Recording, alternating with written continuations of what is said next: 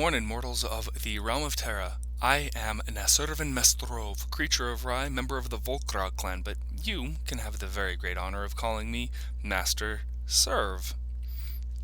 Now, just a word about my nature. As a creature of Rye, I have the ability to shift from natural form into a Volkrog, which is a wolf-like creature with a horn on its head. And we appear like the wolves in most form and fashion, except for the unicorn horn protruding out of our forehead, and we have more magical powers than the wolves. So ha ha ha. They may be the civic and military leaders, but we're the true warriors. I love being a Volkrog. Anyway, today, Mr. James Quinlan Serv, my biographer, which you can read about my life in one of his books, I forgot what, let's see, I Am Master Serv, I believe it is called, has invited me to share with you the first chapter of Karen Eisenbrey's Daughter of Magic. Now, just a brief, quick word about this. Ketwin might not be acting like a creature of Rye, but I know him from the creature of Rye. Actually, that's not entirely true. But, you know, it's still lots of fun. Like him, I have exceeded my mortality and am now an immortal creature. Just as he is in the afterworld, so am I in the realm of Rye. So much fun. I'm so excited. This is going to be fantastic. Daughter of Magic by Karen Eisenbrey, Chapter 1. Luskel, did I say that right? Let's see. Karen sent me the ability to read so that I don't mess up her name. So I don't mess up the names. Luskel. I said that wrong. I thought I did. Luskel walked at twilight on a country road. She didn't know she was lost. She was on her way to Deep River. It was the town that was lost, and she had to find it. She could make out silhouettes of scattered trees in the distance, but no lighted windows or darkened houses. Yet she knew she was near, the way she knew things in dreams. Oh, a dream. Of course. She kept walking, but not alone.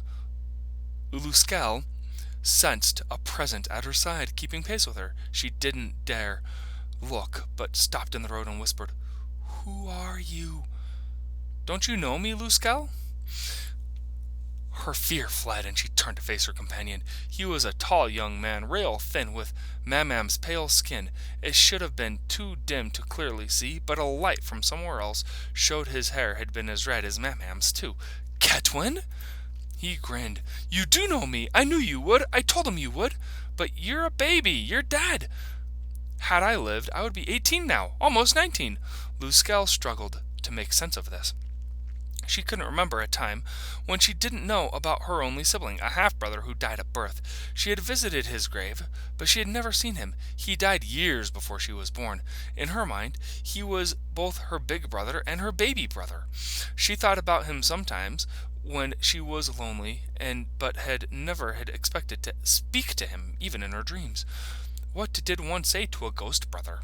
"You don't have any freckles." That sounded rude as soon as it came out of her mouth. "I guess you wouldn't. You've never seen the sun. Even worse. I mean,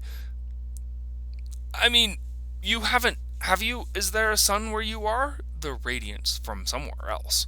"No, but there is light." He looked up in the darkening sky. "Not like here. Where are we?" "Your dreams." "Oh," she swallowed her bitter disappointment. "Only a dream, as she suspected." "Then you're not real?" "I'm not?" He made a face of such exaggerated confusion that she had to laugh. "You're teasing me. I'm your brother, after all, so I am real, see?" He laid his hand on her shoulder. His touch was cool and almost weightless, a tingling energy all the way to her fingertips. "You are." She wanted to touch him, but her own hand was too heavy to lift. "What are you doing in my dream?" "Grandfather Knott has taught me many things. Visiting your dreams is one of them." "He's not your grandfather." Luskel didn't mean to sound jealous, but if there were anyone she would have wished to meet more than Ketwin, it was Knott. Everyone she knew told stories about the great wizard, a man who lived and died by his own rules. He died the spring before she was born. She never knew him either. Ketwin made a slight bow. "Thank you for sharing him with me.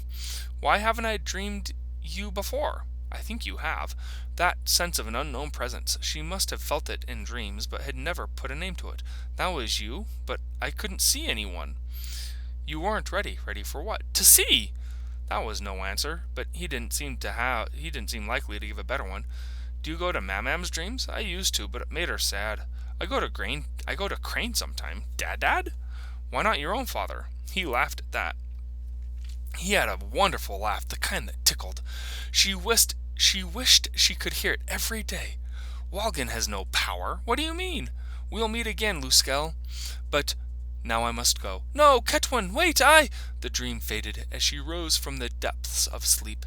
She could hear other voices now, but feigned asleep a moment longer. She hated to lose such a good dream. It had all seemed so real. Oh, sorry about that. I did not mean to make that big chiming sound. That was not part of this. I hope James will forgive me, and I hope Karen will accept the fact that I am new to mortal technologies. Anyway, that was a wonderful time. I hope you all enjoyed it, and I hope you check out Daughter of Magic by Karen Eisenbrey. Wonderful story. Luskel is a wonderful friend of mine. Ketwin is more of an acquaintance. But, anyway, I will stop talking now, let you get back to your day, and have a wonderful one.